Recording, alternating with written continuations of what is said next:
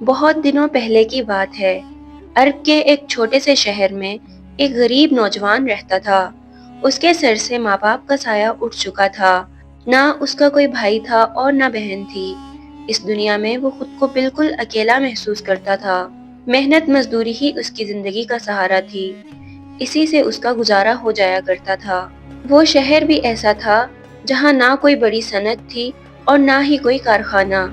بس چند چھوٹی چھوٹی دکانیں تھیں اور مزدوری کے سوا روزی کمانے کا کوئی اور ذریعہ موجود نہیں تھا۔ اسی وجہ سے وہاں کے اکثر لوگ اپنے چھوٹے شہر کو چھوڑ کر بڑے شہروں یا دوسرے ملکوں کا رخ کر لیتے تاکہ روزی روٹی کما سکیں۔ یہ نوجوان بھی روزانہ بازار جاتا، کہیں مزدوری مل جائے تو کام کر لیتا اور اپنا پیٹ پال لیتا، مگر کئی بار ایسا بھی ہوتا کہ سارا دن کام کی تلاش میں بھٹکتا رہتا اور شام کو خالی ہاتھ گھر لوٹ آتا۔ بڑی تنگ دستی میں اس کے دن گزرتے تھے۔ ایک دن ایسا آیا کہ اسے بالکل بھی کوئی کام نہ ملا۔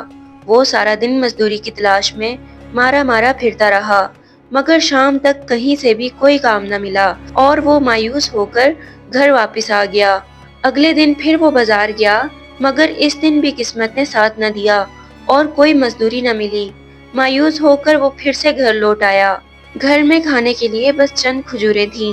اس نے وہی کھجوریں کھائیں، پانی پیا اور صبر و شکر کے ساتھ رات گزار دی۔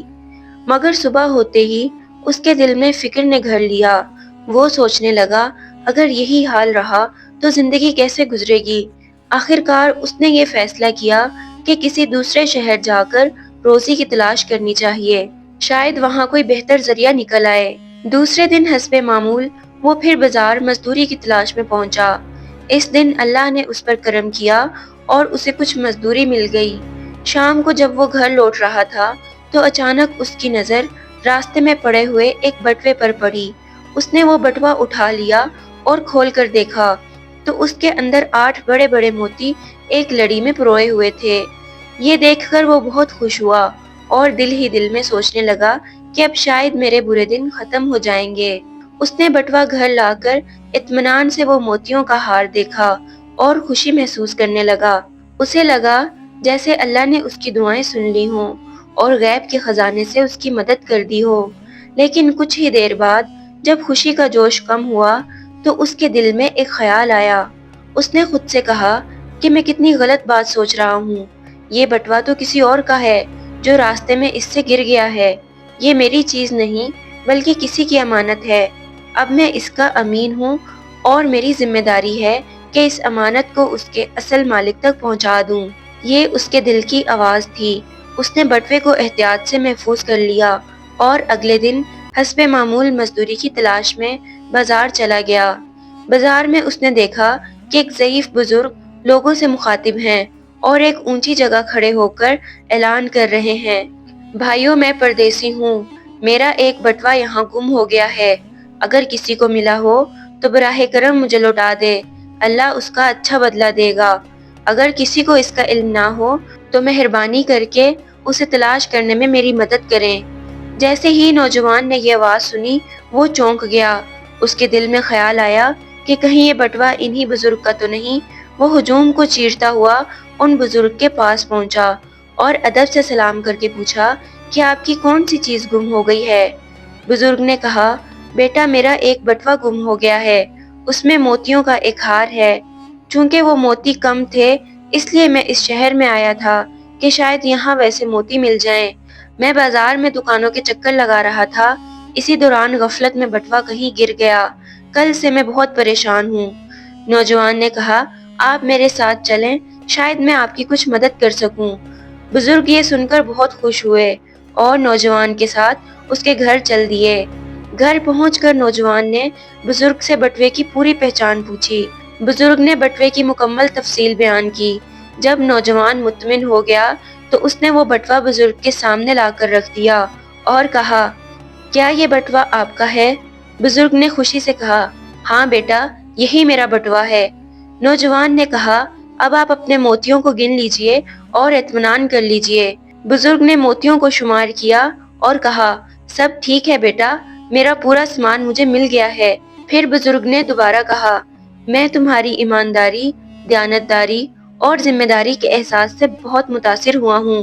میری دعائیں تمہارے ساتھ ہیں۔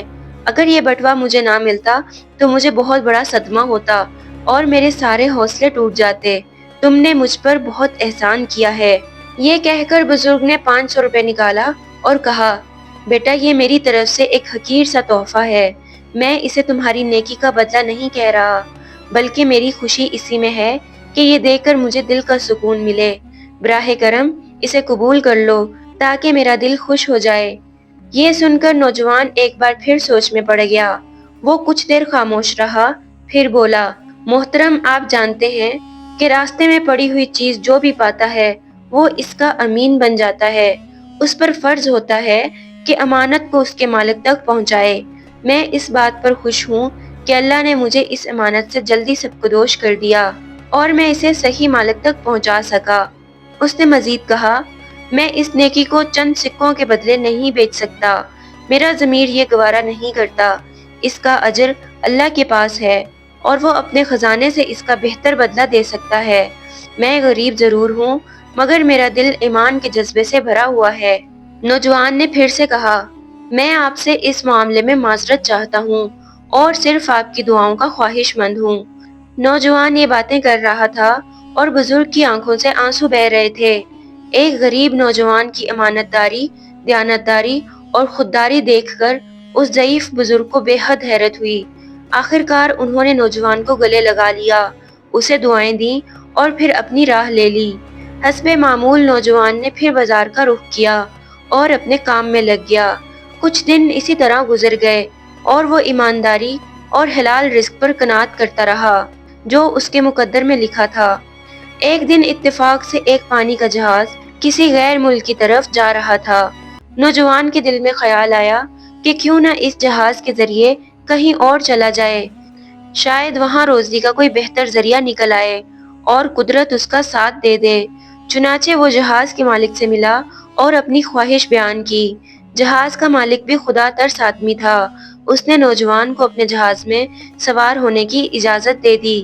جہاز کو روانہ ہوئے 3 دن گزر چکے تھے کہ اچانک سمندر میں تیز طوفانی ہوائیں چلنے لگیں۔ طوفان آہستہ آہستہ اتنا شدید ہو گیا کہ بڑی بڑی موجیں جہاز سے ٹکرانے لگیں۔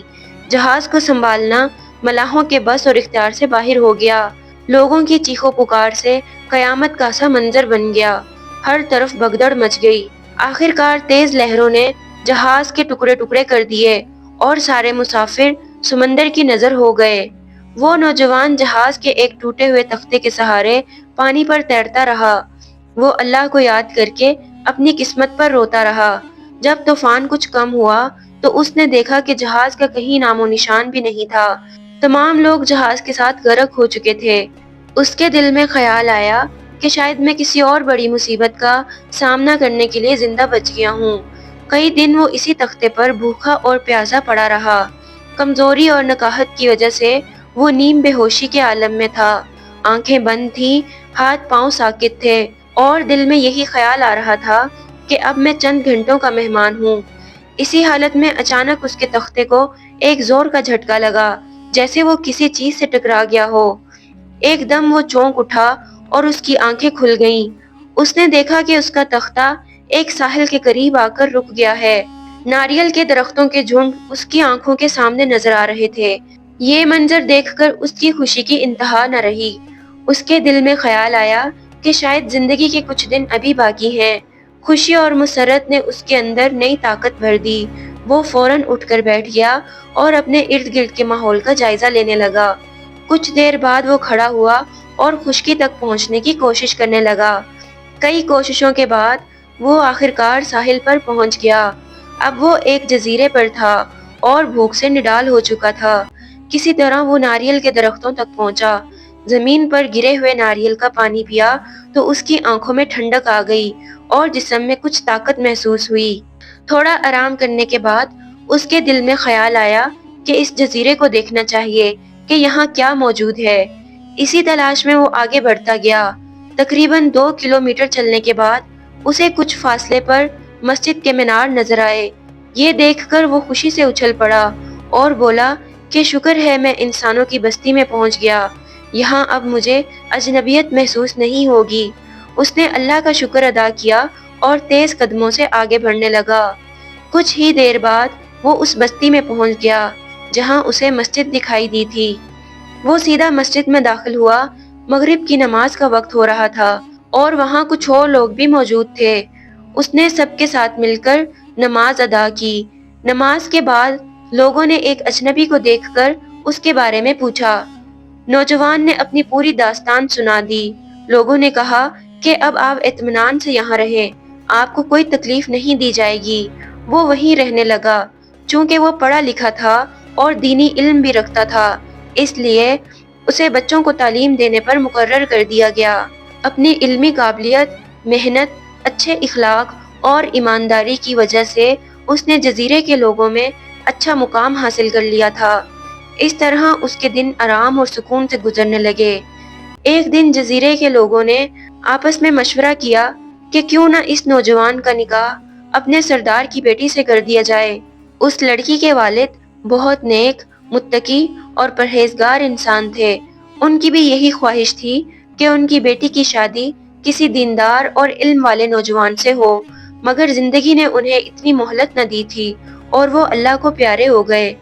مشورے کے بعد سب لوگوں نے اتفاق رائے سے اس نوجوان کو اس لڑکی کے لیے بہترین سمجھا۔ انہوں نے نوجوان سے بات کی اور اس کی رائے پوچھی کہ آپ کو بہرحال شادی تو کرنی ہی ہے، اگر آپ یہ رشتہ قبول کر لیں تو ہمیں بہت خوشی ہوگی۔ لڑکی نیک، تعلیم یافتہ اور ہر طرح سے آپ کے لیے موزوں ہے۔ نوجوان نے یہ رشتہ قبول کر لیا اور ایک دن سردار کی بیٹی سے اس کا نکاح ہو گیا۔ جب نوجوان کی ملاقات اپنی بیوی سے ہوئی تو اس نے اس کے گلے میں پڑے ہوئے موتیوں کے ہار کو بڑے غور سے دیکھا۔ اس کے ہونٹوں پر ایک ہلکی سی مسکراہٹ آ گئی۔ بیوی نے مسکراہٹ کی وجہ پوچھی تو اس نے صرف اتنا کہا کہ یہ موتیوں کا ہار میں پہلے بھی دیکھ چکا ہوں۔ بیوی کے اصرار پر اس نے پورا قصہ سنا دیا۔ جب یہ بات جزیرے کے لوگوں کو معلوم ہوئی تو سب اس نوجوان کے پاس آئے اور پوچھا کہ اس موتیوں کے ہار کا قصہ کیا ہے۔ نوجوان نے جواب دیا کہ یہ ہار کبھی میرے ہاتھ میں آ چکا تھا، مجھے حیرت ہے کہ یہ میری بیوی کے گلے میں کیسے آ گیا۔ پھر اس نے اس بزرگ کا قصہ سنایا کہ کس طرح ان کا موتیوں کا ہار گم ہو گیا تھا اور کیسے وہ امانت انہیں واپس پہنچائی گئی۔ لوگوں نے یہ داستان بہت غور سے سنی اور نم آنکھوں کے ساتھ کہا، بیٹا وہ بزرگ جن سے تم ملے تھے وہ تمہاری بیوی کے والد تھے۔ لوگوں نے مزید بتایا کہ شہر سے واپسی پر وہ اس واقعے کا ذکر کرتے تھے اور تمہاری ایمانداری اور دیانتداری سے اتنے خوش تھے کہ کہا کرتے تھے کاش وہ لڑکا مجھے دوبارہ مل جائے تو میں اپنی بیٹی کی شادی اس سے کر دوں، کیونکہ ایسا لڑکا چراغ لے کر ڈھونڈنے سے بھی مشکل سے ملتا ہے۔ یہ ان کی ایک حسرت تھی جو ان کے ساتھ ہی دنیا سے چلی گئی، لیکن اللہ پاک نے ان کی اس خواہش کو قبول فرما لیا اور آخرکار ان کی تمنا پوری ہو گئی۔ اب وہ نوجوان سردار کی حیثیت سے زندگی گزارنے لگا۔ وہ ہر حال میں اللہ کا شکر ادا کرتا اور یہی کہتا، اے مالک تو جو کرتا ہے وہی بہتر ہوتا ہے۔